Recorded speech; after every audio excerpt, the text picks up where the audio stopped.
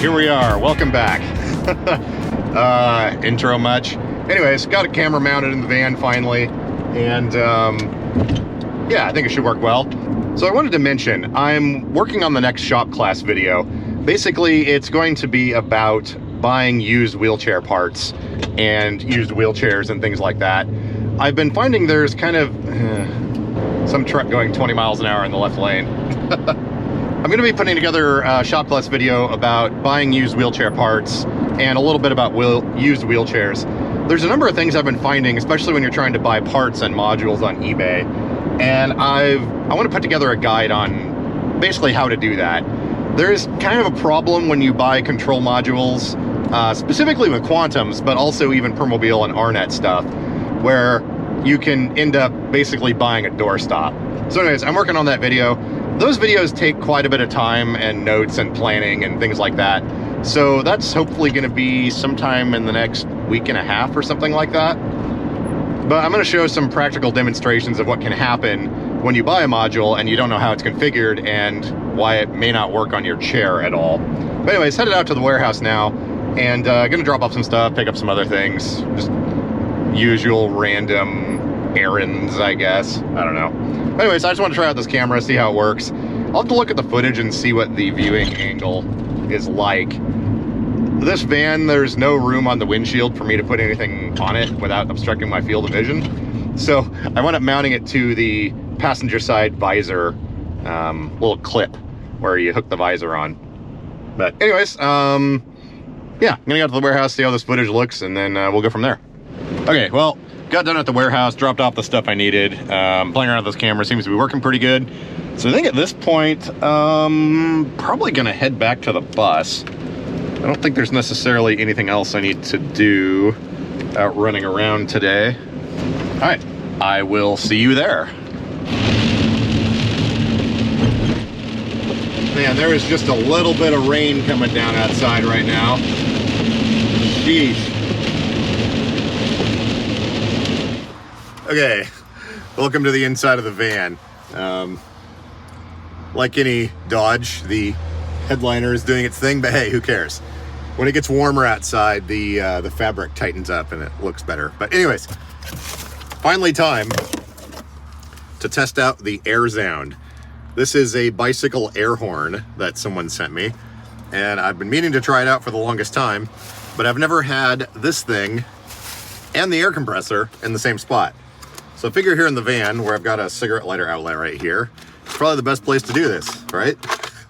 And I guess we can just point it out the door so I don't explode my ears. Oh wait, I guess I do have hearing protectors. Well, anyways. Oh, does the engine have to be running? It does. Hang on. Probably better to have the engine running anyways so that we get the proper voltage. Because less voltage equals more amperage, and more amperage equals more blown fuses, and I'd rather not blow a fuse. So anyways, got our little pump here.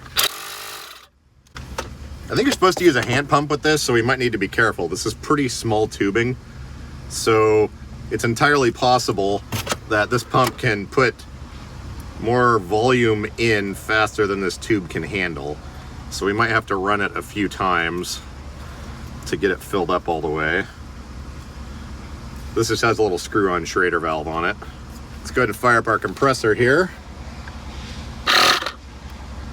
Oh, 45 PSI. Hang on, is this valve open all the way? Yeah, valve's open. Oh, now it's dropping down. Yeah, I think I was right. I think it's putting in more air than that tube can handle. So we'll just go in short bursts. I think this is gonna take a few minutes. Okay, I'm gonna hold this thing out the door and let's see how loud it is. All right, loud noise incoming. Prepare your speakers. If it's too loud, I'll adjust it in the video editor, but yeah. 3, 2, 1. Yeah, that's definitely loud.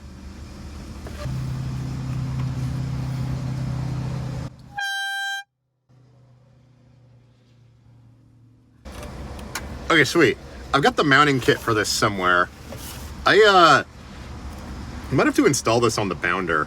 It's got a little round clamp so it can go around a bar, and the bounder is completely covered in round bar stock.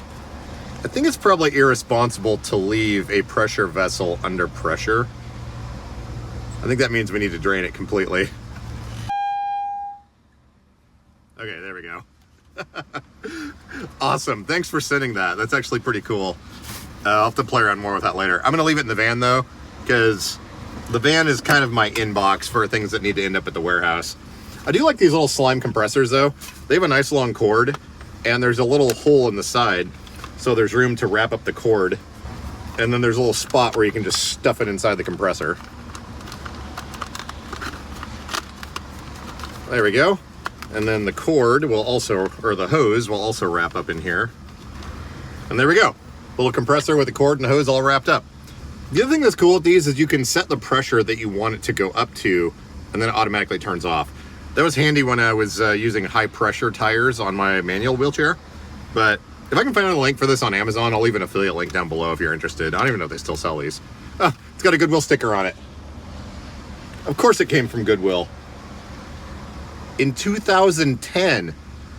I've had this that long? Yeah, January 2010. Huh. All right, let's go back inside. It's raining.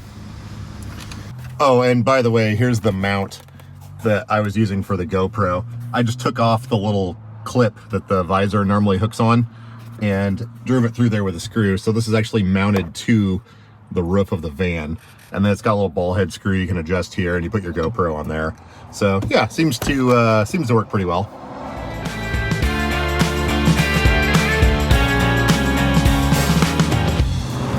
All right, here we are working on the van again. I need to clean some dirt and stuff out of the track. But I was noticing that this lift was rattling as I drive down the road. At first I thought it was this part, but it turns out there's some rubber dampers right here and down here that keep that from happening. Then I got to looking closer. When I grab the top of it and move it back and forth, you can see down here where that bar is moving. There used to be a pin and a fastener there, but that hole is rounded out over time. So what I'm doing is drilling holes and sinking some carriage bolts through and putting a nut through on the other side. I can't quite access all the way over here, so I'm gonna put a second one probably right about here where I can just get an end wrench through and get a nut on there. But none of this behind this plastic strip interferes with the latching mechanism. So anyways, brought the vacuum out here. By the way, thank you for the person that sent this. Got some new replacement filters for it. Gotta jam one of those in and get some of this dirt out of here, and also those metal shavings. But yeah, little things. And there we go. We got 2 bolts installed. One right here and one right here. We still have a little tiny bit of flex, but it's not really enough to worry about. They have removable pins in here. I don't know if you can see that there. And I think there used to be one down here too. The idea was that you could remove this lift if you want to, but at some point they wound up welding in a pin over here. Plus this van has a sliding door on the driver's side. So like, I think the thought was maybe in emergency situations you can lift this thing out of here, but trying to get to all these cotter pins really isn't possible from the inside anyways. I think it was just a convenience thing, so you can remove it if you want. So door on the other side will work for that. But yeah, I'm gonna get some corrosion prevention. It's that fluid film spray. And actually, you know what? Before I do that, I need to get an air compressor and blow all this out. There's still just a little bit of stuff down in here, and I don't want to seal that in place with that wax aerosol stuff just yet. But yeah, good times. Whoa, look at my hand. It's like it's on the face of the sun.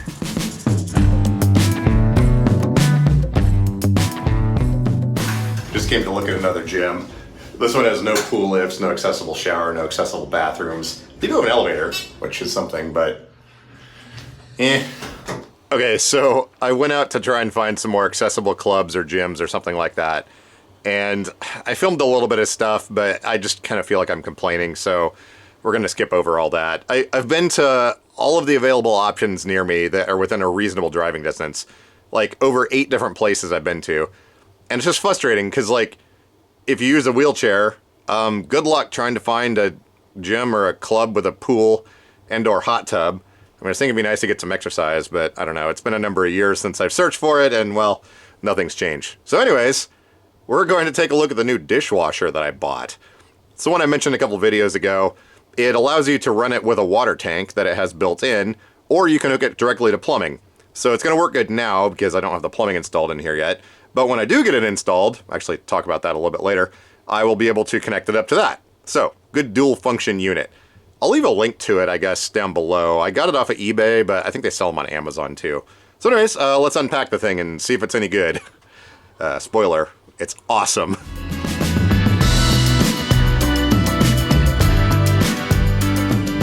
Oh look, there's a thing on the floor in here. I knew it was large, but I think the box is a little bit bigger than it makes it appear. For right now, we're just going to put it on top of the pellet stove, and I will get the thing set up. Apparently it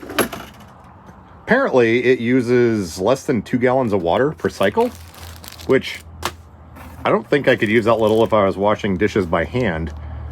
But for the drain, I'm just going to stick a 5-gallon bucket under the hose, and we will get this powered up.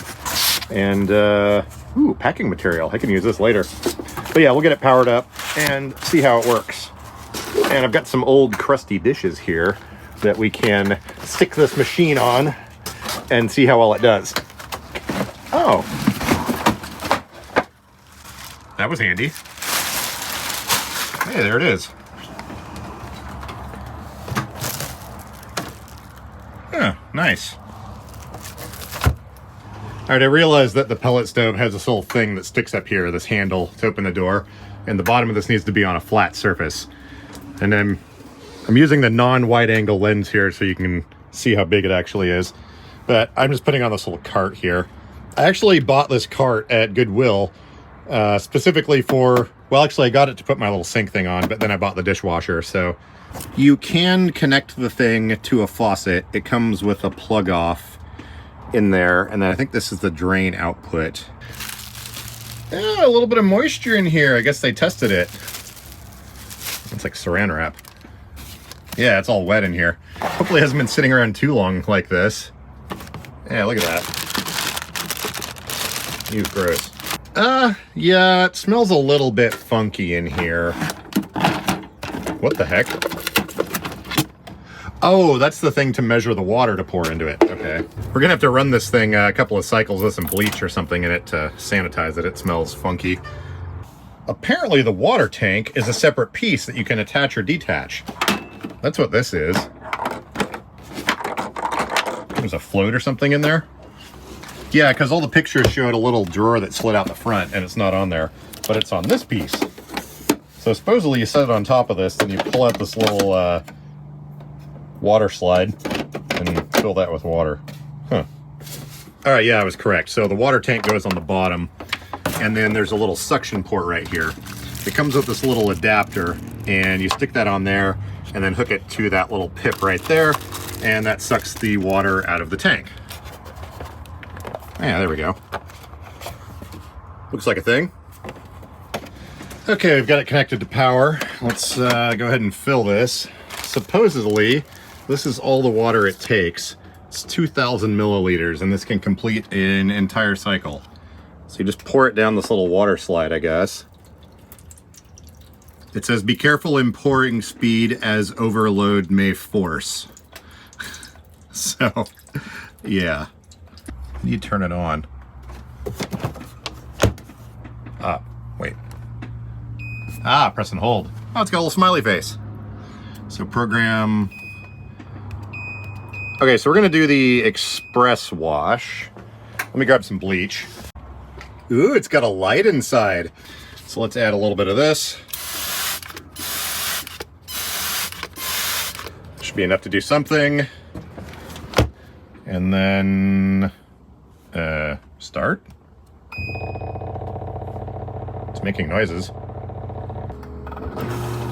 Ooh, things are happening. And we're pulling, according to Home Assistant, we're pulling 705 watts right now. So I'm assuming there's a heating element that's turned on. Okay, I'm gonna need to spend a few minutes cleaning up stuff in here. It's, yeah, kind of a little bit of a disaster area at the moment. Let's see if it's getting warm in here. Oh yeah, it's definitely heating the water. Sweet. I like it. It's a thing. Yeah, looks like it's draining.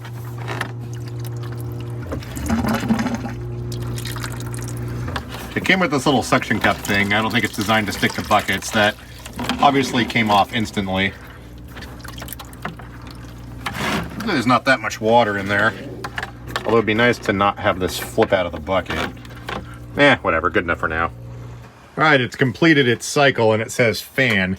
So like an idiot, I put my hand over this hole and there's extremely hot air coming out of there. I think it, is there another one over here? Oh yeah. So that's clearly a fan inlet right there. Probably hear it. And it's pulling air in, pushing it across, and blowing it out this side. Probably steam up the lens a little bit. Yeah. So built-in drying functionality is nice. Cool. I'm gonna put some actual dishes in it and then let you know what I think. But I think this will work nicely. All right, we got things mostly cleaned up in here. Here's this thing running. It's actually fairly quiet. I've got the proper soap in there and it's loaded full of dishes and stuff, but listen. The background traffic noise outside is louder than this thing is. Sweet. Just thought of one thing we need to check here though. So the bus is parked ever so slightly downhill. And I know dishwashers rely heavily on gravity not to get water everywhere. So let's check our fill line. Ooh. Yeah, that's right there, isn't it? Okay, well, I think we're good. Ah, look at all that scum. I'm a weirdo.